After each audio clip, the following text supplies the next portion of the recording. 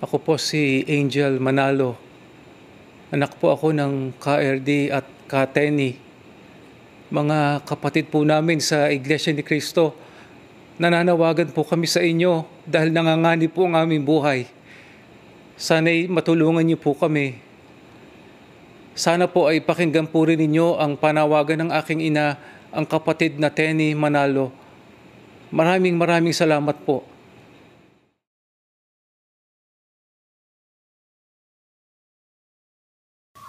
Ako po si Kateni Manalo, biyuda ng KRD Manalo, ang naging tagapamahalang pangkalahatan ng Iglesia ni Cristo sa loob ng 46 na taon.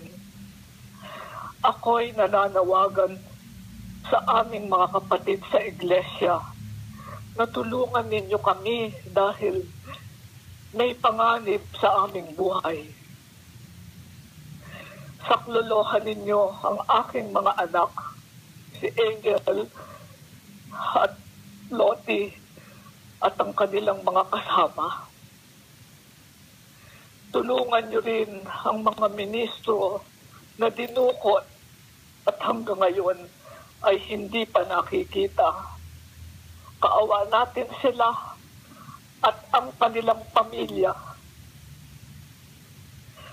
At sa aking anak na si Eduardo, sana makausap kita. Mga kapatid, tulungan nawa tayo ng ating Panginoong Diyos.